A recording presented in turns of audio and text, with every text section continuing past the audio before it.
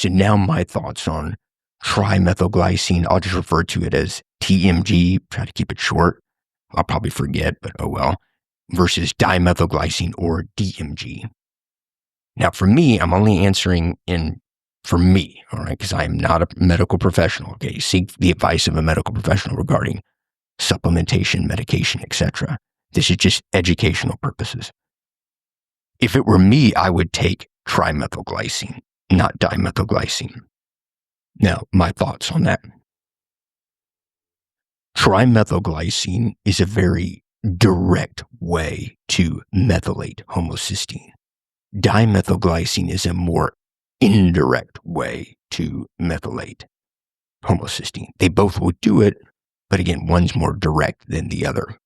So as we discussed in the previous episode, trimethylglycine with the assistance of BHMT, which is betaine homocysteine methyltransferase, will remove a methyl group.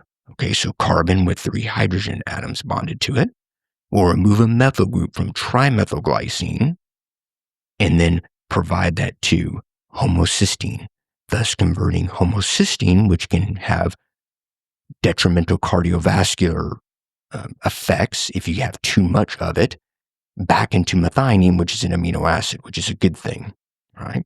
Now, I believe it's zinc. The mineral zinc is involved in that betaine homocysteine methyltransferase reaction as well. So all the more reason to make sure you get enough zinc. But it makes sense. I mean, the enzyme is betaine homocysteine methyltransferase. You're literally taking betaine, trimethylglycine, or TMG, and homocysteine, and you're transferring that methyl group from one to the other. So the enzyme kind of tells exactly what it's used for, all right? Well, once TMG loses that methyl group, it becomes DMG, dimethylglycine, all right? Well, dimethylglycine can have one of its methyl groups removed. I believe it's dimethylglycine dehydrogenase is the enzyme. It removes a methyl group, another one, and then it becomes sarcosine or methylmercury. I mean, not methylmercury. No, you don't want that. Methylglycine, pardon me. And then sarcosine can have that last methyl group removed. I believe it's sarcosine dehydrogenase, if I remember right. And then it becomes glycine. So that's good. Now we're adding another one of the 3 amino acids into the pool to make glutathione. So that's a good thing. All right. Well, where do those methyl groups go that were removed from DMG and sarcosine? Where do they go? Well, they can be provided to THF, tetrahydrofolate, to make methyl tetrahydrofolate. So now we're going to get into another cycle here. So we talked about previously, and just now, but a little bit more in detail previously, the betaine homocysteine methyltransferase, the way through that cycle that homocysteine is converted to methionine. Well, there's another way the body can do that too, and that's through I've heard the folate cycle, I've heard the methionine synthase cycle. I'll just call it the folate cycle. So folate is vitamin B9. All right.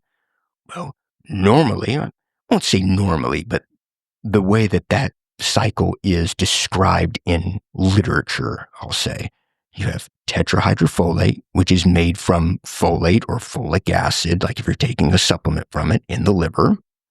All right. The tetrahydrofolate is then converted into methylene tetrahydrofolate.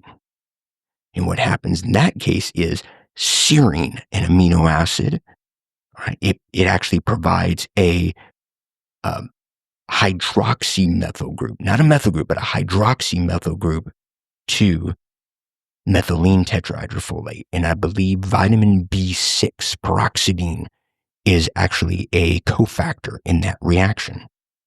So you have this methylene tetrahydrofolate. Well, that's got to be converted into methyl tetrahydrofolate, right, in order to complete this folate cycle.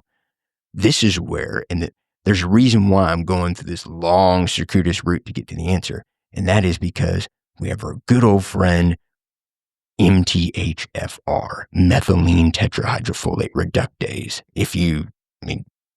The algorithm brought you here to watch this, so I'm sure you've watched like health and fitness or supplement related videos on this platform previously. I'm sure you probably heard of MTHFR. You see it a lot on podcasts, etc. Hear a lot about it on podcasts, or see a lot about it on podcasts.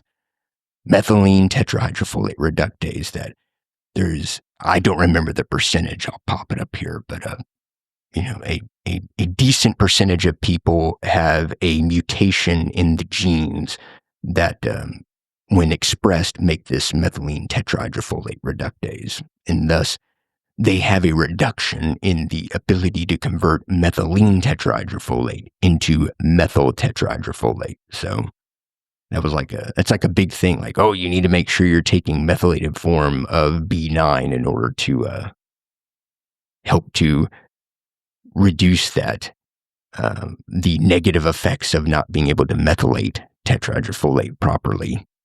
All right. So once it's converted into methyl tetrahydrofolate, you then have vitamin B12, which is cobalamin, and then you have methionine synthase. And then what will happen is the vitamin B12 will essentially take the methyl group from the methyl tetrahydrofolate, and it's like a middleman. It curries it over, and then with the assistance of methionine synthase, then provides it to homocysteine, converting it back into methionine. So that's an explanation of kind of the whole folate cycle briefing.